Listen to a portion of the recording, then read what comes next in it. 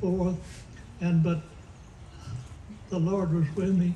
The bullet never struck me. And then they told us we'd be all on our own when the battle was over. And I had a uniform that looked like the sand. We was in the edge of the Sahara Desert, and my uniform looked like sand, so they told us we'd be on our own, and sure enough, I was on my own. And then when the battle was over, I started going back towards the way that I'd come from, and so they started shooting up flares, and they'd bust out in big white, and they could light up the area and they could see you. So if I could, close enough, I could see it going up. When it got up, I'd just lay flat on my face, and I just looked like a pile of sand out there. Then when it got dark, I'd get up and go again. So the next morning, I'd found me a kind of foxhole-like thing. I got down in it, and they had cactus, big cactus, and I pulled it over and hid myself. And I thought, well, tonight I'll get up and go again. So about up in the morning on the 16th of February 43, I saw the cover begin to move, and my heart started pounding. I just knew I was fixing to get shot and killed. But instead of the German, I looked up at it, and it was an Arab. He had a band around his head and a long white sheet-looking thing hanging down, and he said Mojo and motioned me to stay down. So my heart lit up a little bit, and I thought, he's gonna bring me water and food, and I'm gonna get going tonight. So instead of him bringing me food and water, just in a few minutes, here come a squad of German soldiers with the bayonets fixed and the helmets on, and they all pointed a gun down towards me. And one of them hollered Arstein. I didn't know what Arstein meant, but I knew he didn't want me to stay down in there, so I got out. I was cold and shaking like a leaf, scared to death. But that first thing that German said, he was speaking half English and half German. He says, I don't hate you. And he was about my age, about 21 at the time. And so after he said that, my heart eased up a little. I said, he's the sergeant. They're not gonna fire on me unless he says so. So since he don't hate me, he's not gonna shoot me. So that made me feel better. And then so he carried us up the road a little bit up there, and they took information. They had other boys of our company that the Arabs had gathered up, and so they took all the information off our dog tags, and then stood me upside of the edge of the road. And while after they interviewed me and took every information, I was standing there, and General Rommel, the German general, he's known as the Desert Fox, he come up right in front of me, looked up at me and smiled. And I thought, well, I'm supposed to salute you, but I'm not. You got me, so I'm not going to salute you. So then they said that they didn't have transportation to carry us, that we was going to have to walk. And so they said, if you escape and we see you escaping, we're going to shoot you. And if you get away and we don't see you, we're going to kill 10 of your comrades. So that eliminated me trying to escape. So we marched in formation. They had a machine gun at front, a machine gun behind, and a German soldier every 10 feet on each side. And so we had to march in formation so there wouldn't be any stragglers. So we would walk 4 hours and rest 10 minutes. We did that day and night from Tuesday till Saturday afternoon, when we marched into Tunis, North Africa. And we got water 3 different times from Tuesday to Saturday, and no food. They give us a half a canteen cup of sauerkraut soup at the very beginning, and that's the last I had to eat till that was on Tuesday. And that was last I got to eat till Saturday afternoon when we marched into Tunis, North Africa. So since my time is going to be limited, I'm going to have to skip a lot of stuff. So from the North Africa, I went I was supposed to fly into Naples, Italy, and so the plane, they didn't have ships to carry us across the Mediterranean Sea over to Italy, and so they had a plane, Ju-52. It had those big engine in the middle and little on each wing, and they could carry 14 men. So they put 14 of us on this plane, and while we was up, the pilot called back and told the guard that we had to land somewhere else, that somebody was bombing Naples at the time. So we landed in Sicily, the little island of Sicily between North Africa and Italy. And then we went on a ferry on over and got up, then walked all the way up to Naples, Italy. And they had a prison camp there made for the British. The British had been fighting them for a long time, and that was camp. But they was holding us long enough that they could get a boxcar full of men. So they put us on a boxcar called 48. The Germans in World War I they put 8 horses and 40 men. The horses pulled their guns that's on wheels like you see at the park now. And so then they put us on that boxcar. As long as you get in there and stand up, as they would keep poking you to get, as long as you stand up, then they'd close the door. And they put us in that, and then I stayed in that boxcar for 7 days and a night from the Naples, Italy. And the first town we come into is Stalag 7A at Mooseburg. You've heard this time and time, if you've heard history, you heard about Stalag 7A. That was our first camp we went into, and then they started scattering us from different camps in Germany. And they give us a dog tag at that time, their tag. Mine was 110607. And so then they told us every time they move us, it's going to get better. Every time they'd say it's going to be better next time. And so when we got there next time, it wasn't any better.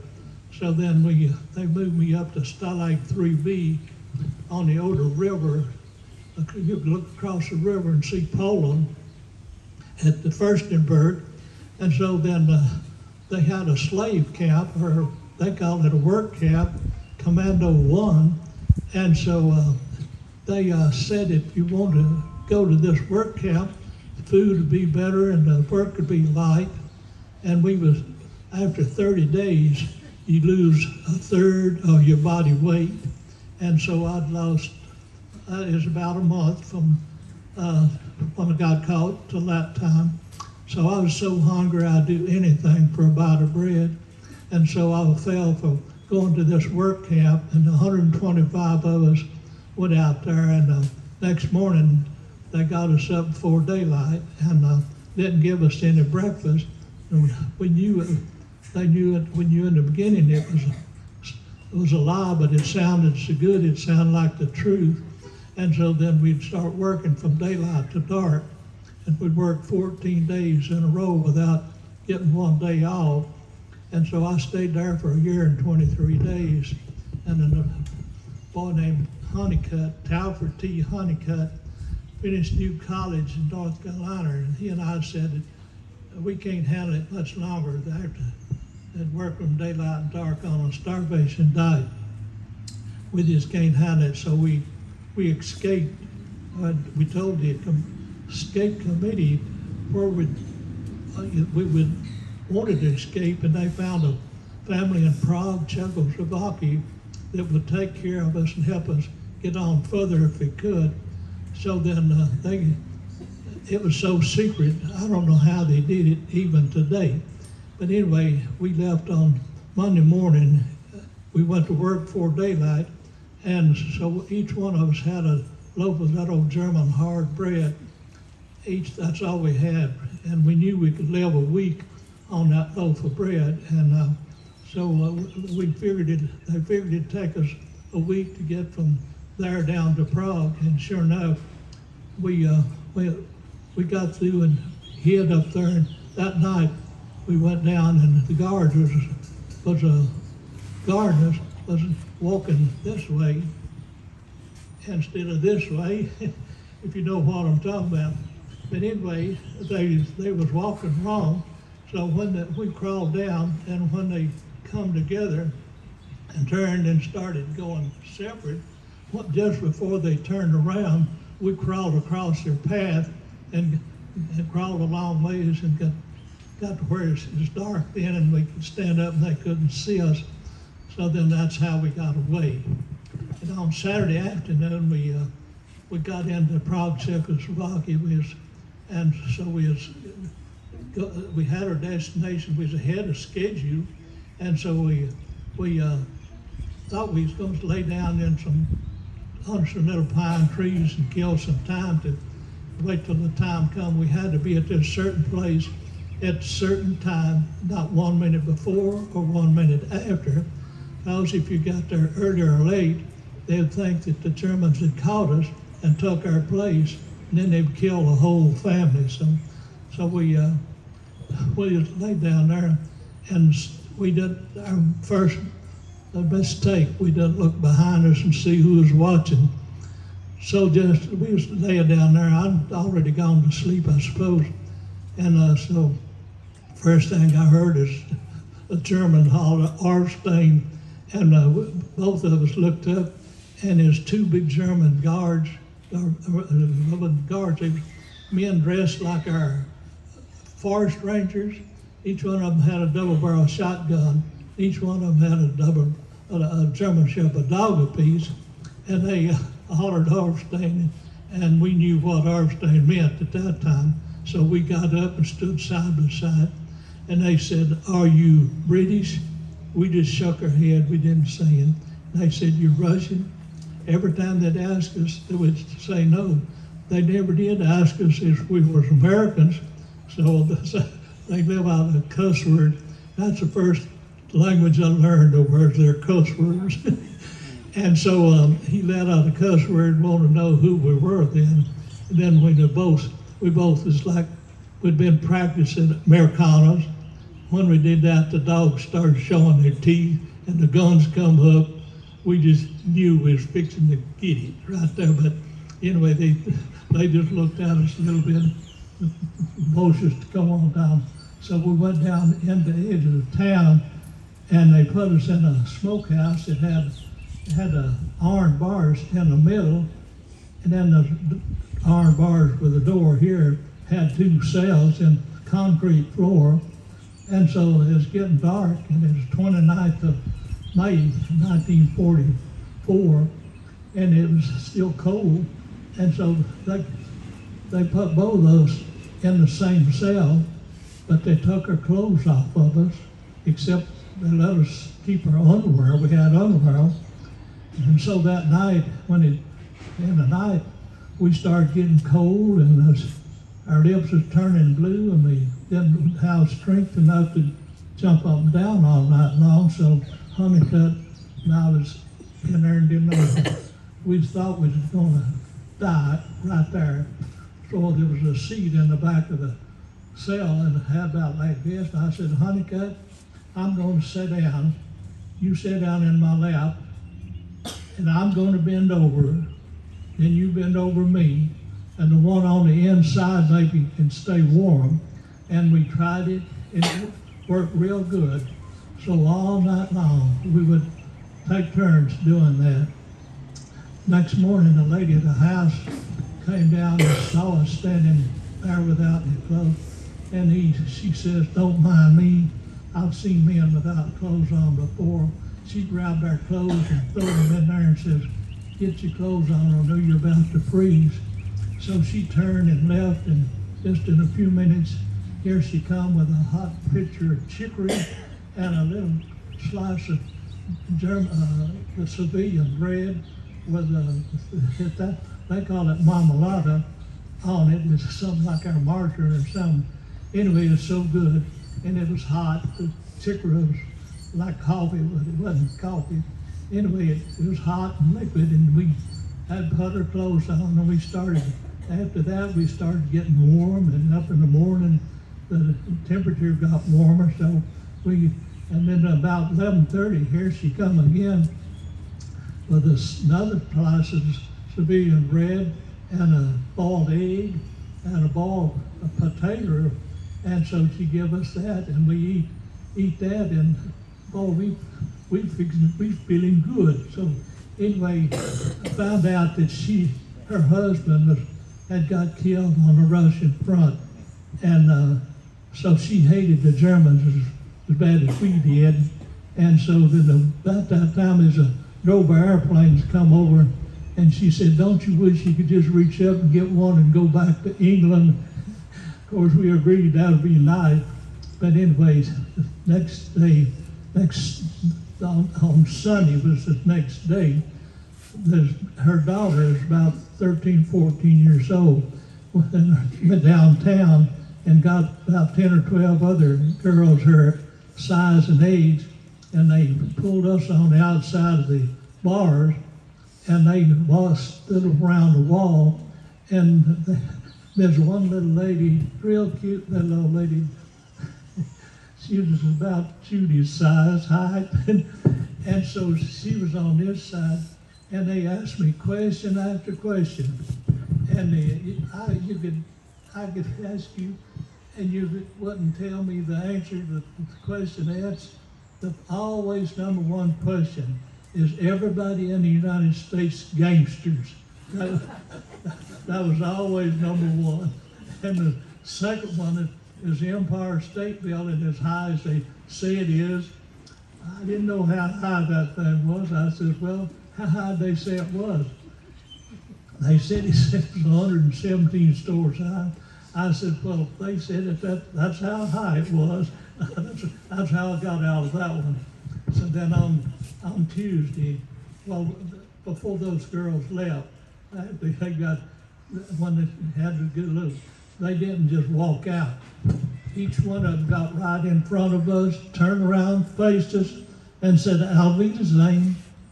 And I knew then they didn't hate us, they wasn't afraid of us, and they was our so-called friends. And so they all left, and on Tuesday, the Army came in and got us, and we went back to Stalags 3B, and we spent one night in the British camp on the way because it's far away.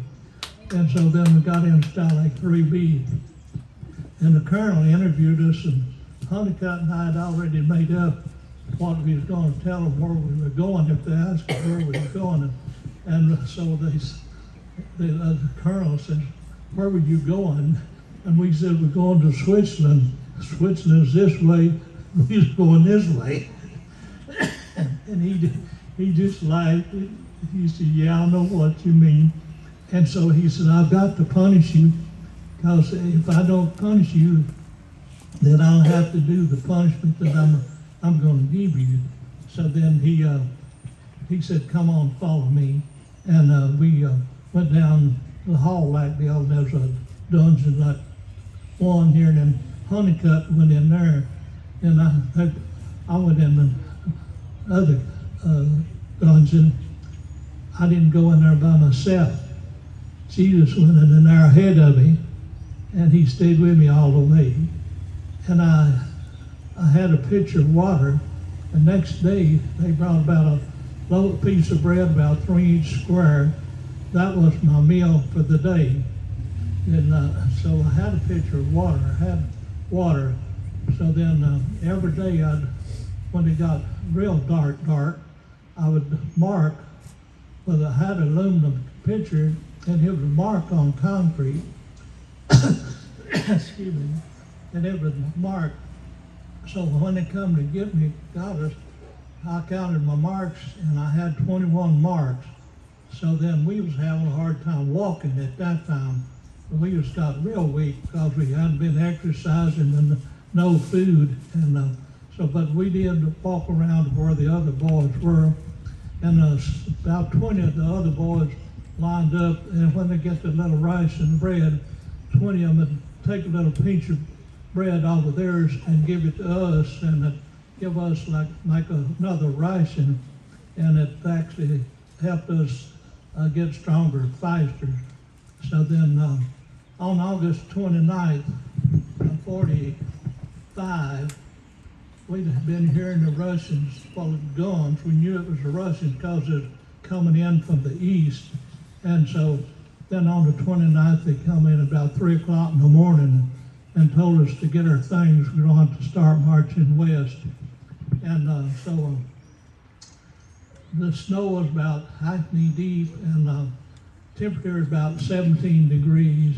And so we had all everything we had, and we was marching west, and we didn't have a barn or house to sleep in, so we just all huddled together as close as we could and sleep on the snow, then get up next day and walk in. So on February the 14th, from 29th to the 14th of February, it took us out that long to go from Stalag 3B to Stalag 3A at Luckenwalde. That's where another camp was. And so we stayed there from, on April the 9th. The Russians caught up with us again, and the Germans all left, and then the Russians took over and helped us till then. The roads had mines in them, and the Americans knew where we were, but the Russians was taking care of us, keeping the Germans from coming up and killing us, and fed us best they could. Then on the truck that I got on April 21st, 1945, is when I went in. And when I crossed that Ebb River, you know what I got? I got my freedom back. Every time I looked at a guy like him, just make eye contact with him, he'd put a smile on me. And we didn't have much to laugh about, so anyway, they just look at him and he would smile at us. So we had I had the clothes on that I got caught in, and they were so dirty, you could stand them up and they'd stand alone. And so we'd been sleeping on the ground on straw since February the 14th. And so we had lice all over us. We was just covered with lice. So everybody's on that truck said, take your clothes off and put them on that pile of fire. They had a big fire, and you're throwing your clothes on them fire, everything you had. All I had on was my dog tag and my class ring. And so all of us went on that truck looked like the day we was born. So I thought, I saw this building here, I thought, shoot, man, I'm fixing to get me a good shower. I hadn't had a shower in months. I don't know how long it'd been since I had a shower. So when I went in there expecting a good shower, DDT come down on me to kill those weevils, lice. And so after we stayed there a little bit and rubbed everywhere you thought was this lice crawling around, good thing they didn't bite, they just crawl. And so anyway, we went to another room, and they really got a good hot shower. Then we went to another room and got our uniform from start to finish, shoes, underwear, everything. And then they had 2 planes coming in, carrying POWs from there to La Havre, France. And so there was a C-46 and C-47 that the paratroopers had been jumping out of. They didn't have seats that you could get in there and sit down. You could go if you had a seat. So anyway, I went in there on so when I felt that plane going down the runway, when I felt it lift off, I said I could say goodbye to the country that had my freedom for 26 months and worked me from daylight to dark. I'm going home. From then on, I wasn't a POW. So I know my time is out. So that I'm not a POW anymore. Amen.